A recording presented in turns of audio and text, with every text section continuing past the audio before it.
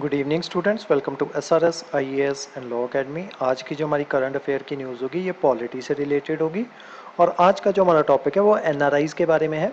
तो टॉपिक है हमारा आज का electronically transmitted postal ballot system for NRIs. तो देखते हैं ये न्यूज़ में क्यों है।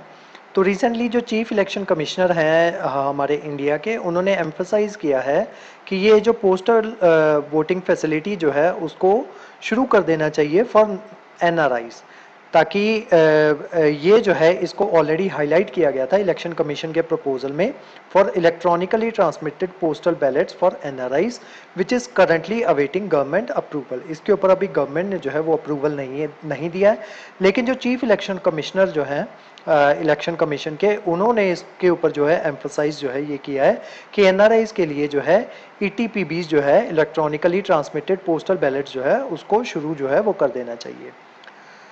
The initiative aims to allow 1.34 crore overseas Indians to participate in elections using the technology-driven methodology। तो इससे क्या होगा कि जो हमारे 1.34 करोड़ ओवरसी एनआरआईज जो हैं वो रहते हैं, वो भी इलेक्शन जो है उसमें पार्टिसिपेट जो है वो कर पाएंगे। तो अब देखते हैं कि ये ईटीपीबीएस जो है ये क्या है, electronically transmitted postal ballot system जो है ये क्या है। It is a system design to facilitate remote voting. तो इससे जो है रिमोट वोटिंग जो है उसको फैसिलिटेट जो है वो किया जा सकता है, ताकि ऐसे इंडिविजुअल्स जो अपने जो पोलिंग बूथ जो है वो वहाँ पे पोलिंग स्टेशन जो है वो वहाँ पे जाके अपने वोट जो है उनको कास्ट नहीं कर सकते, ऐसे individuals electronically transmitted postal ballot system की मदद से अपना वोट जो है उसको कास्ट कर पाएँ। ETPBS combines the use of electronic transmission and postal services to enable voters to receive and return their ballot electronically। तो इसकी मदद से वो जो अपने बैलेट जो है उसको इलेक्ट्रॉनिकली जो है वो जो उनका पोलिंग बूथ जो है वो वहाँ पे सेंड कर पाएंगे। फॉर सर्विस वोटर्स, ऐसे वोटर्स जो सर्विस कर रहे हैं under this system, postal ballots are send electronically to registered service voters. तो जो वोटर जो कि रजिस्टर्ड वोटर है उसको जो है पोस्टल बैलेट जो है वो सेंड कर दिया जाता है इलेक्ट्रॉनिकली। उसके बाद वोटर जो है उस बैलेट को जो है वो डाउनलोड करता है, जिसको ईटीपीबी कहा जाता है, और उसी के साथ साथ एक डिक्लेरेशन फॉर्म जो है उसको भी वो डाउनलोड करता है। उसके बाद वो उस सारे को फिल करके एक ऑर्डिनरी मेल के थ्रू रिटर्निंग ऑफिसर जो उसको अलॉट होता है उसको वो ईटीपीबी जो है वो सेंड कर दिया जाता है।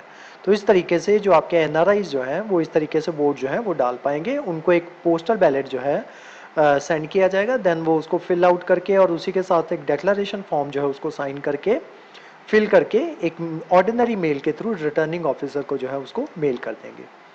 The post will include the attested declaration form. एक डेक्लेरेशन फॉर्म जो है उसको अटेस्ट करना पड़ेगा after being signed by the voter in the presence of appointed senior officer who will attest it.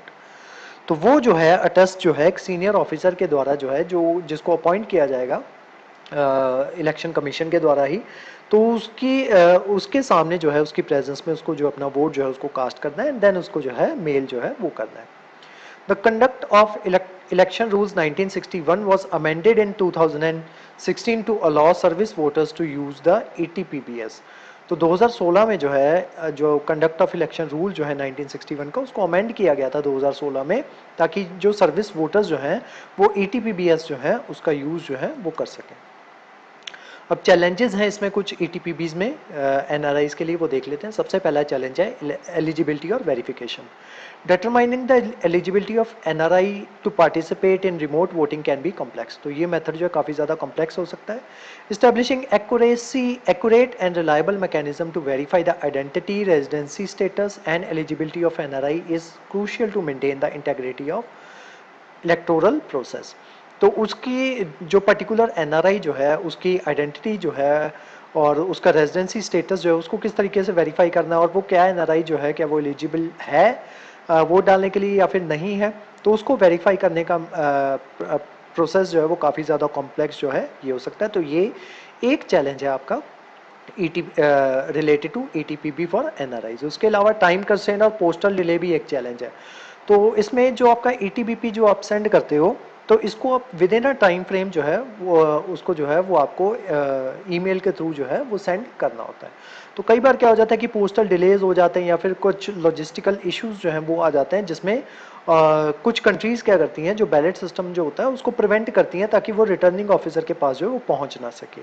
तो इस वजह से क्या होता है कि उनकी वोट जो है वो फिर से वो जो है वो ज़ीरो हो जाती है, क्योंकि उनका वो जो है time frame, particular time frame के अंदर जो है उनका जो पोस्टल बैलेट जो था वो रिटर्निंग ऑफिसर के पास पहुंचा ही नहीं। तो ये भी एक चैलेंज है कि टाइम कंस्ट्रेन और पोस्टल डिले। और उसके अलावा सिक्योरिटी और सीक्रेसी, तो इसमें सिक्योरिटी और सीक्रेसी भी जो है ये एक तरीके का चैलेंज है, क्योंकि ये जो है ये हम इलेक्ट्रॉनिक मीन्स के थ्रू जो है हमारा जो पोस्टल बैलेट जो है उसको हम इलेक्ट्रॉनिक मीन्स के थ्रू जो है वो सेंड करते हैं, जिस वजह से उसको हैक होने का या उसके टेम्पर होने का जो है बहुत ज़्यादा चांसेस जो है वो रहते हैं।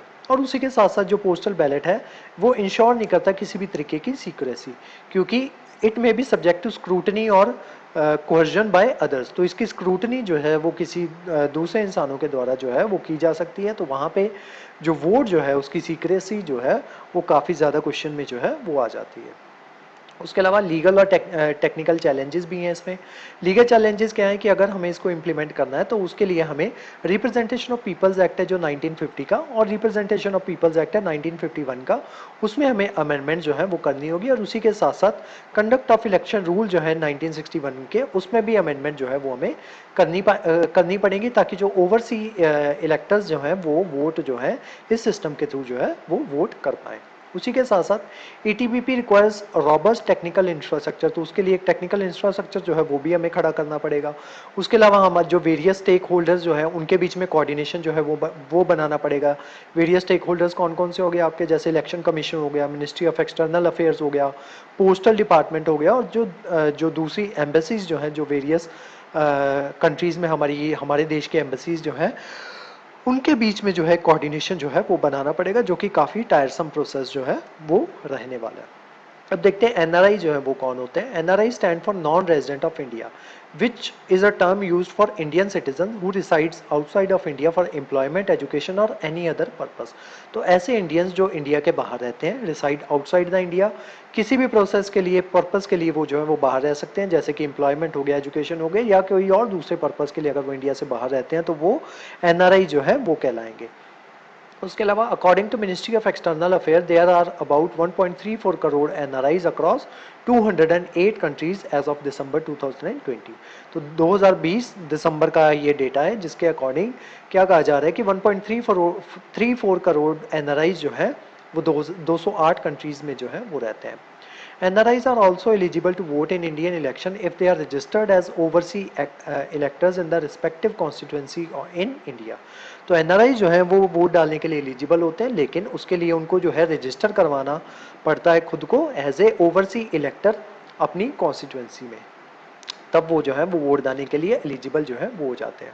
अब किसी भी इंसान को जो है या किसी भी पर्सन को एनआरआई कब कहा जाएगा, तो उसके लिए दो क्राइटेरिया जो है वो रखे जाते हैं। सबसे पहला क्राइटेरिया क्या है कि अगर वो इंडिया में एक नहीं है 182 डेज या फिर उससे ज़्यादा डेज के लिए एक फाइनेंशियल ईयर में वो इंडिया में रिसाइड नहीं कर रहा, तो उस इंसान को जो है एनआरआई जो है वो कहा जाएगा। उसके अलावा दूसरी कंडीशन क्या है, दोनों में से कोई एक कंडीशन जो है वो फुलफिल होनी चाहिए। पहली कंडीशन थी आपकी कि 182 डेज तक जो है वो इंडिया में रिसाइड नहीं करना चाहिए। दूसरी कंडीशन क्या है, अगर एक पर्टिकुलर इंसान, मान लो एक पर्टिकुलर ईयर है, हम हाइपोथेटिकली मान के चलते हैं कि ईयर है 2024 का, तो 2024 में उस इंसान ने क्या किया, वो 60 दिन से कम जो है उस देश में रुका, लेकिन इंडिया में रुका, लेकिन पिछले 4 सालों में एक कंडीशन तो ये पूरी होनी चाहिए कि जिस पर्टिकुलर ईयर का हम काउंट कर रहे हैं उस पर्टिकुलर ईयर में वो 60 दिन से कम जो है वो इंडिया में रुकना चाहिए।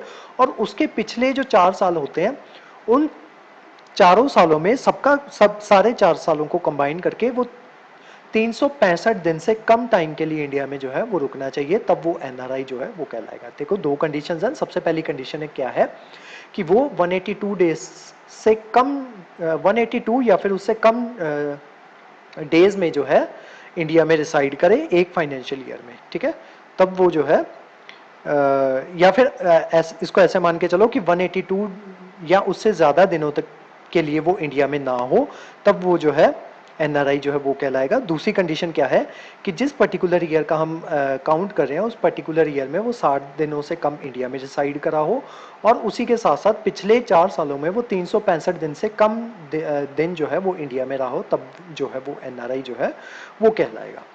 तो आज की जो हमारी क्लास थी वो पोस्टल बैलेट के बारे में थी, इलेक्ट्रॉनिकली ट्रांसमिटेड पोस्टल बैलेट के बारे में थी। इस क्लास के जो नोट्स हैं वो सेंड कर दिए जाएंगे हमारे टेलीग्राम चैनल पे, और जो वेरियस हमारे व्हाट्सएप ग्रुप्स जो हैं वहाँ पे भी इसके नोट्स जो है वो आपको सर्कुलेट कर दिए जाएंगे। उसके अलावा हमारे वेरियस कोर्सेज के बारे में इन्फॉर्मेशन लेने के लिए आप स्क्रीन पे दिए नंबर पर कॉन्टैक्ट कर सकते हो। तो आज की जो हमारी क्लास थी वो यहीं तक थी। Thank you so much.